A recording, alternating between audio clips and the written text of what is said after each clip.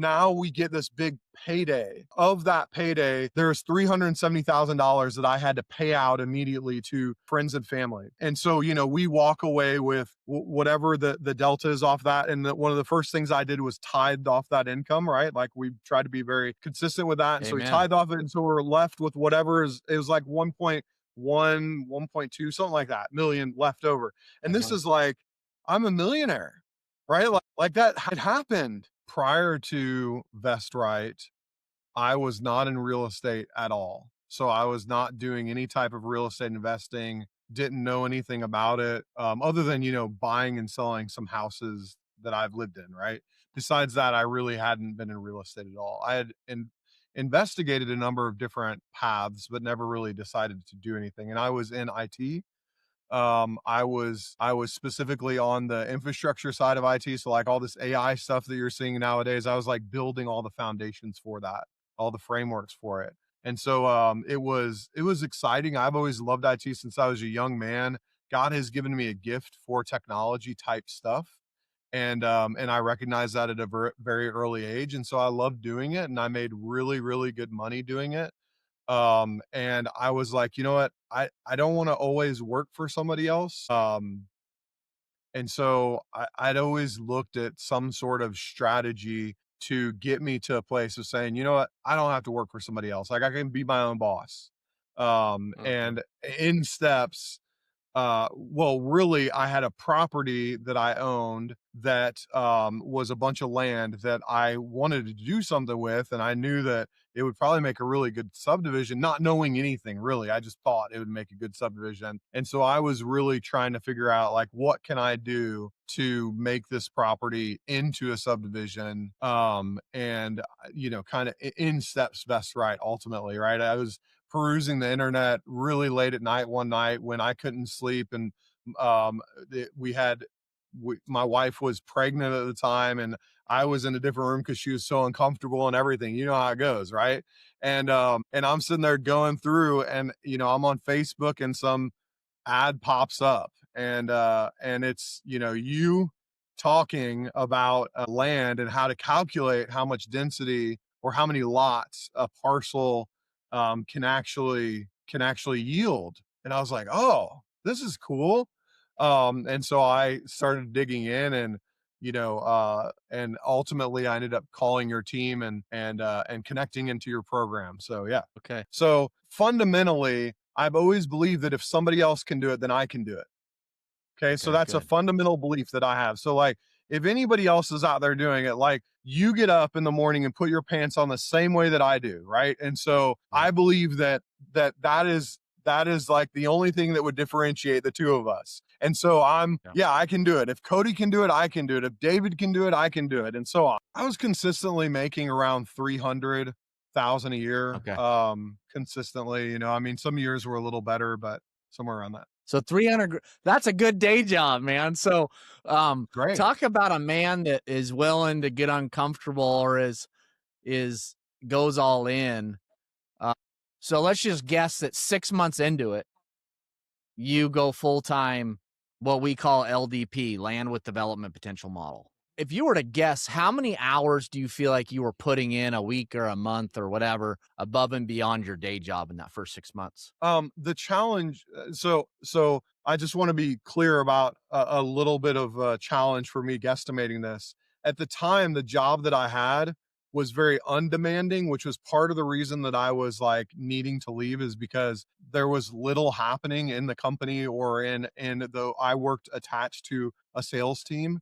Very, very little happening there. So like every week I maybe was spending 20 or so hours a week actually working my 9 to 5, right? So, anyways, all that freed me up and gave me a lot of potential to do some of these other things, which is great. Sorry, I need to step back for just a second. So, a deal, like the actual mechanisms of a deal, are not you just go go go go go the whole time. Go hard at the beginning of a deal while you're trying to get under contract. You're trying to find negotiate, get the attorneys in agreement.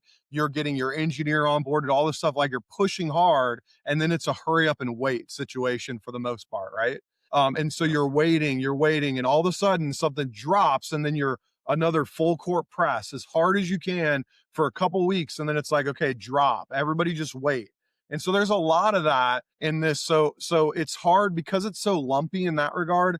It's hard to say that I was just saying, I was averaging this amount of time or whatever, but I would estimate that I was probably spending somewhere between 16 or so hours a week trying to learn this and trying to get deals under my belt and start working through things and the realities of the actual motions of a deal. So I'm sitting here with all these deals that are collapsing around me, and it wasn't just because the market was turning.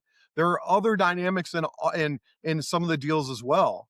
And so we could go through. Some of it was like a market changed all of their in the midst of entitlement, a market that I had 4 deals in, 4 of my 8, 50% of my portfolio invested in, changed their ordinances and killed every single deal that I had on the table. Right. Like, Mm, I mean, and it wasn't just me. There's a lot of people in that market.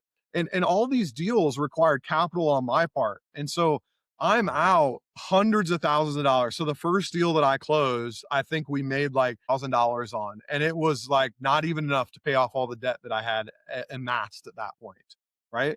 And so mhm, we're sitting here, and it may have been a little bit more, but it put like enough money back into the coffers to say, okay, I can make it another 3 months, and that's it. After that 3 months, I do not have an option. It's sell the last remaining things that we had, because I had already gone through the motions of selling everything that I had, everything. Like, my kids talk about this still today. There's a car that I had bought. It was a Shelby Cobra GT 500 that I had owned for years and years. That was my it was very important to me in a lot of ways. And I had to sell it just to make enough money so that we could just so that we could live, right? And mhm, I'm doing all this just to try and keep the lights on, to keep it mhm, going. I'm and I mean, we were whittling. I had my wife and all of us. We were down to like, I know the kids need a new pair of shoes, but we can't afford that right now. You cannot mhm, buy that. Like, we've got to limit our expenses to like X thousands of dollars every single month, and that's it, because we got to make it to these next 3 months. Well, what's the plan after that, right? And mhm, and you're mhm. and anyways, this is where I was. That's why I say, if you find yourself in that situation, happy to be your support group, because I know how it is. And Yeah. I'm over here now. We get this big payday, and of that payday, there's $370,000 that I had to pay out immediately to friends and family. and Mhm, and so we walk away with whatever the delta is off that. And one of the first things I did was tithed off that income, right? Like, we tried to be very consistent with that, and so we amen. tithed off it, and so we're left with whatever is it was like 1.1 something like that million left over. And this Mhm. is like, I'm a millionaire, right? Like that had happened. And Wow. it changed everything for me. And I know I have hindsight now, so I can tell you what it did, but I didn't realize that it was doing this, Cody. And it made me think that I was safe and everything's good now. Uh, And what does that and that feel was like? the Like, what the word safe, I want you to explain what you mean by safe, but before you do, and please don't take this the wrong way, but all that pain you went through, because out of those 10 deals in the first year, did only one how many of those closed out of the 10? out of those 10, there would be 2 of those that closed. Okay. 8 Yeah. deals fall apart. Okay. You owe people money because all these deals fall apart. This 30 some odd $1 million you had up on the board that was coming that made you like all gone. Okay. And Yep. let's just say, Blake, let's say it was a combination. And by the way, for whatever it's worth to everybody, what Blake explained about is the jurisdiction changed their ordinance and it destroyed 4 of his projects. There's a first time for everything. I've never had that. I've had jurisdictions change their ordinance, but I was already grandfathered in because my application was in. I probably had over Well, just in that deal, maybe 120,000 in the deal in total. So you had 100, 120 in the deal. And Yeah. then what when it was all said and done, and after all the challenges you went through with buyers and the middleman trying to make a quick buck and the market turning on you and blah blah blah. After all of that, what did you end up making on that deal? That was the first deal that I sold that I had that 7 figure like you were talking about. You said you wanted to hear about that. So that was a 1.85 number, as Okay. far as a payday goes. So it was really, really, really good. Now that would be more gross, and then I had, to pay off a lot of the debt and stuff that I had accumulated, but still, I mean, freaking I sold something for that for over 7 figures. That's amazing, right? I mean, it was cause for success, and I was excited and celebrating, right? Yeah. But real quick, because I want to talk about the 10 deals. When that payday came in, can you be vulnerable with me and share with me how that was for your family, mentally, emotionally? Like, do you have the ability to go back there and tell me what that felt like? Yeah, I mean, it was incredible. Like like it's for the first time ever, I felt like I had financial freedom. Um, and that was it was amazing. I mean, I like it's hard to put into words because at this point, Cody, and we haven't talked about it, but at this point, I was one of those guys who had no idea how I was going to feed my family, praying that a deal would close. I think you said probably you've made around 3 million total or something like that. Was that right? Yeah, if like we're looking at kind of net profit, after all the costs and everything like that, it's probably been a little over 3 in total that I've Yeah. made. And some of that, I mean, we can get into the details of a lot of it, but bottom line is like it's have you ever been to, I don't know if you have before, and I apologize if this is a bad example, but if you've ever been to a casino before and you're like Oh playing, I yeah. don't know, let's say you're playing roulette or whatever, it doesn't matter, and you're like making some money, right? Like it's going good. What is your natural tendency, inclination? It's to put more in, right? It's like, well, crap, Yes. man, if I made $1,000 doing this, let me put more into this and keep going. Or, where else, if I did this good at roulette, let me go try my hand at blackjack or whatever, right? And so you're diversifying, putting in more money, whatever. I find myself in the same position, and I'm starting to invest in bad things, stuff that I don't know Okay. about, right? Like I'm I'm learning about it. I'm trying to figure it out just like I did on the land development side. And so like I'm doing deals on the land development side. I'm investing in other stuff that's, housing related. I'm getting into Yeah. multifamily, right? Like I'm again, like an investor, I'm looking at all these That's things and saying, all smart. right, well, I want to invest more and more money. I want better returns on my capital. Yeah. And so I don't know that I would get so like Blake, I love what you just said because I think everybody so like I have tons of friends that buy or build, say, multifamily or storage or whatever, right? And then they hold these things, okay? And they're in the cash flow game. Okay. And so Mhm. not passive because they're operators. So if they think they're passive, they're not passive. They're active in the business, but they're generating cash flow. And so, but it's a slow game to generate substantial wealth because it takes a long time to generate wealth in that model. But it's nice because you're generating cash flow along the way.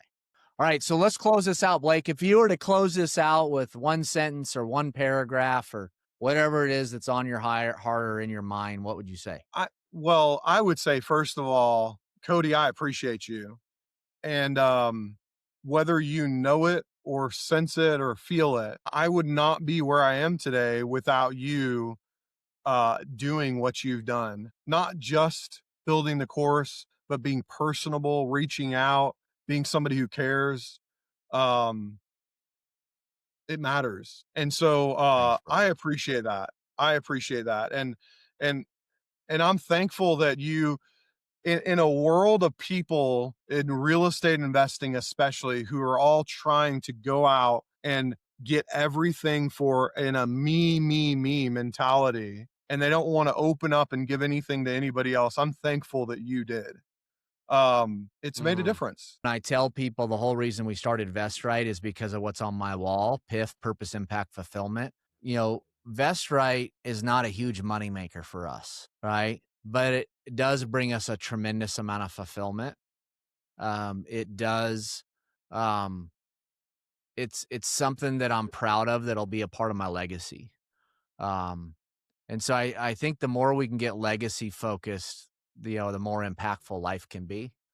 And so I really appreciate you going out of your way to share that, and going back to that feeling safe. Um, I'm glad I was a part of that journey in one way or another. So that's fulfillment, right? Um, Yeah. so thank you for that. All right, cool. Well, let's close this up. Blake, I just want to say thanks for sharing your story. Thanks for being vulnerable. I mean, thanks sharing about some of those hard times you did, and and just being open and transparent. That's something we started that I asked you to do before the recording, and I thank you for doing that. I appreciate it very much, Blake. Yeah, you bet, Cody. Be blessed. It was great talking to you, and I hope that anybody listening, that you take action and you invest in yourself. Amen. All right, take care, everybody. We'll talk to you soon.